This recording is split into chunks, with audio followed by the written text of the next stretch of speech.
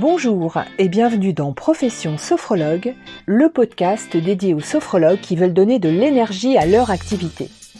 Je suis Laurence Roufouillet, je suis sophrologue depuis plus de 20 ans. J'ai écrit 14 livres qui intègrent la sophrologie dans une utilisation quotidienne. Ma passion, simplifier les sujets complexes et partagés. J'ai co-créé le sommet virtuel de sophrologie et j'ai eu la chance d'accompagner à ce jour près de 5000 personnes, que ce soit à mon cabinet à Boulogne-Billancourt comme en entreprise. Mon objectif avec ce podcast, vous guider avec mon enthousiasme et mon expérience dans les méandres du métier de sophrologue pour en comprendre les bases mais aussi les astuces. Alors, êtes-vous prêt ou prête à prendre une bonne dose d'énergie ? C'est parti !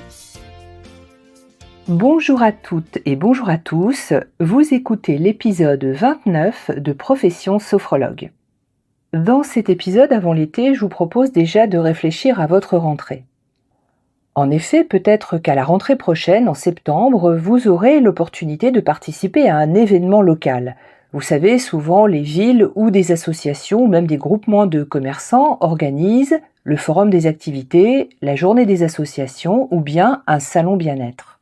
Pour ma part, j'aime beaucoup ce type d'événement, j'en ai fait beaucoup, j'en fais encore de temps en temps et j'en ai même créé. Un événement local, surtout à la rentrée, c'est toujours une belle occasion de se faire connaître et en plus on est au début d'une saison, cette fameuse saison de septembre à juin, où le public cherche des activités. Donc un événement, c'est vraiment une manière d'entrer en contact directement avec des personnes intéressées par la sophrologie et pour vous, ça peut être une belle visibilité. Alors, si vous avez réussi à décrocher une place dans un événement de ce type, et pour aborder cet événement de rentrée dans les meilleures conditions, je vous ai listé les choses auxquelles il faut penser, car ce type d'événement se prépare dès maintenant. La première chose à laquelle vous allez devoir penser, naturellement, c'est la manière dont vous allez organiser, présenter votre espace ou votre stand. Selon la place dont vous allez disposer, que vous ayez un espace ou un stand seul ou partagé avec d'autres professionnels, la première question à se poser, c'est qu'allez-vous montrer pour faire parler de la sophrologie et puis aussi attirer l'œil. Donc je vous propose de réfléchir dès maintenant à vos éléments visuels et vous avez plusieurs possibilités. Vous pouvez trouver des choses toutes faites, comme par exemple des posters inspirants, des affiches avec des phrases mantras ou bien des ambiances vraiment cocooning. Vous pouvez aussi réaliser des panneaux vous-même. Par exemple, vous pouvez trouver dans les magasins de loisirs créatifs, comme Cultura par exemple, ce qu'on appelle du carton-plume. Donc c'est vraiment 2 feuilles de carton qui entourent de la mousse, du polystyrène ou de la mousse. Il en existe de différents formats. Et dessus, vous allez pouvoir coller par exemple à la colle en bombe des illustrations ou des mots-clés, des petits paragraphes pour finalement vous faire des panneaux de stand. Et puis, vous pouvez aussi faire réaliser un roll-up, donc il suffit de le commander à l'avance et puis de faire imprimer. C'est quelque chose qui se déroule, qui se présente un peu aussi comme un kakémono, c'est assez haut et assez étroit. Ça se présente, ça se met dans une petite pochette et il se déplie et vous pouvez le mettre à peu près partout. Ça a l'avantage de durer, c'est peu cher et puis ça attire l'œil. Si vous n'avez pas un stand, mais par exemple une table ou quelque chose qui est partagé avec d'autres, par exemple un chevalet, comme un petit chevalet de peintre qu'on peut poser sur une table avec un petit tableau format A4 en faisant un style un peu moodboard, ça peut reprendre aussi les grandes lignes de ce que vous proposez. Quels que soient les supports que vous allez créer pour cette occasion, pensez à les réaliser de manière suffisamment généraliste, j'ai envie de dire pérenne, pour qu'ils puissent être réutilisés sur d'autres événements. Si vous pouvez, mettez quelques accessoires associés au bien-être sur votre stand ou sur votre table de présentation. Il s'agit d'une manifestation grand public, donc n'ayez pas peur d'être un peu dans les codes attendus. Par exemple, des tissus à motifs, ça peut être des tissus africains ou indiens, des coussins, des plantes vertes. Moi j'aime bien mettre des galets, ça peut être des bougies ou votre bol tibétain. Alors évidemment, ça peut paraître un peu réducteur, voire caricatural, mais ça a le mérite d'attirer l'œil. N'oubliez pas qu'on est sur un événement grand public.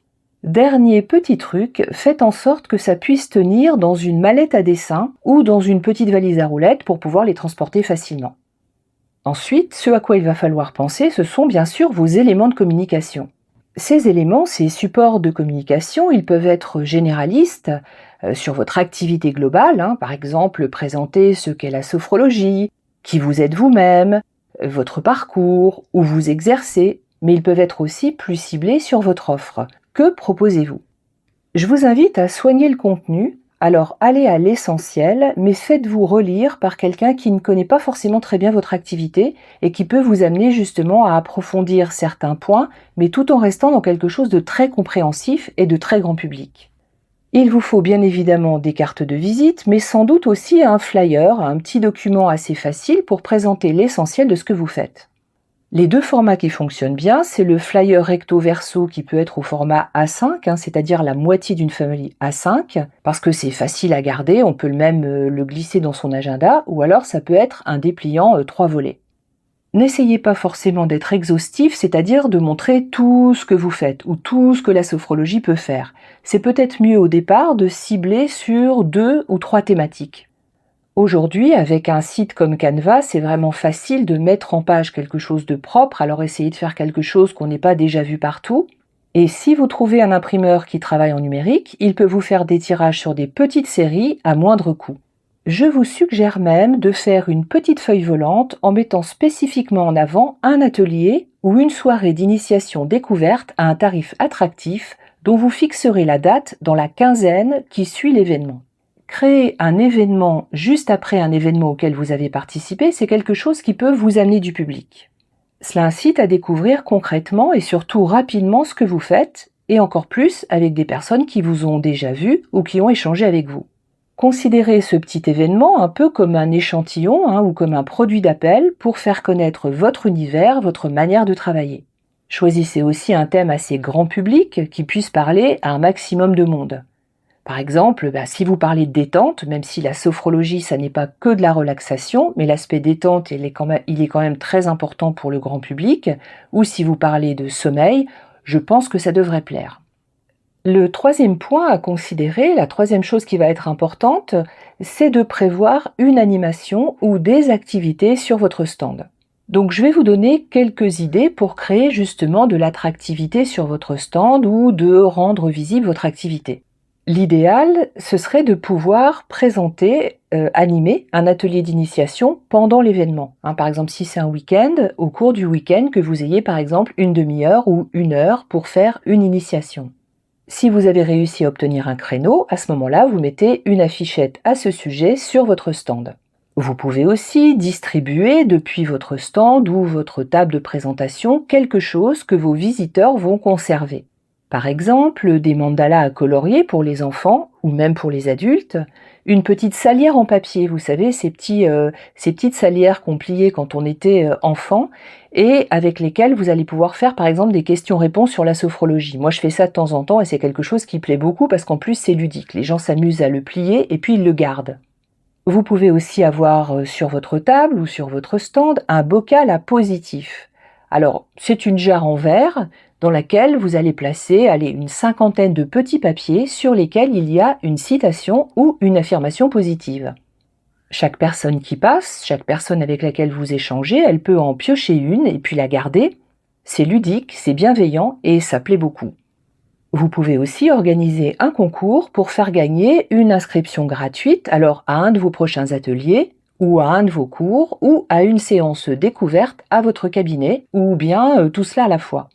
Vous faites un petit bulletin de participation, vous ferez un tirage au sort à la fin de l'événement, ça met en valeur votre activité et puis ça vous permet aussi de vous constituer un petit fichier de personnes intéressées que vous pourrez solliciter plus tard par mail par exemple.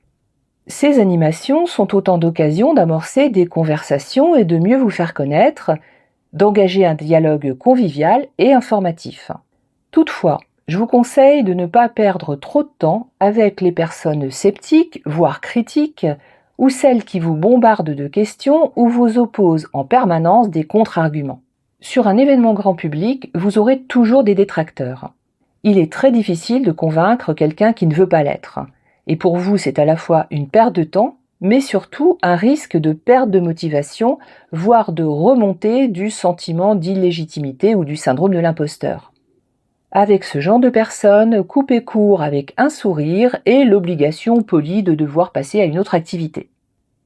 Dernier point, pensez à inviter. Avant l'été, mais aussi dans la quinzaine qui précède l'événement, envoyez des invitations par mail à votre réseau.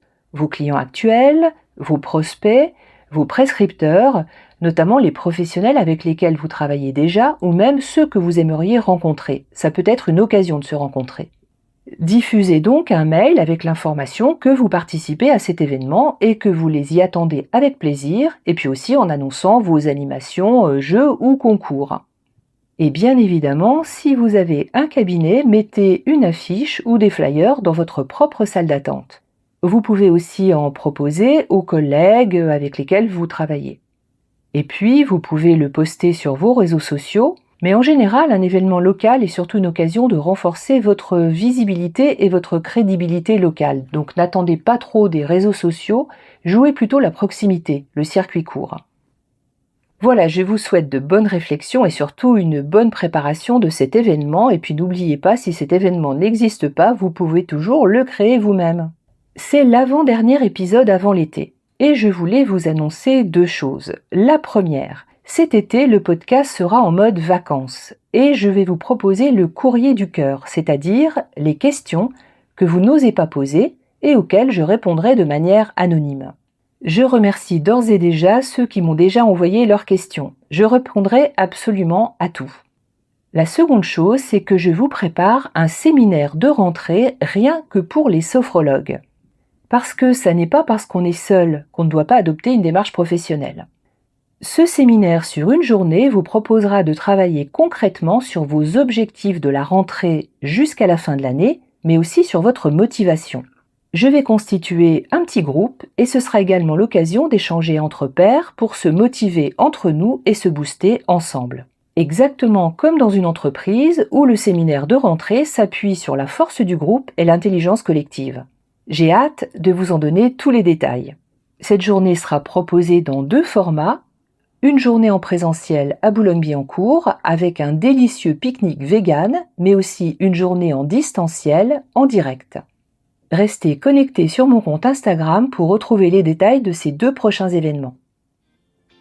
D'ici là, je vous souhaite une belle semaine et je vous dis à très vite.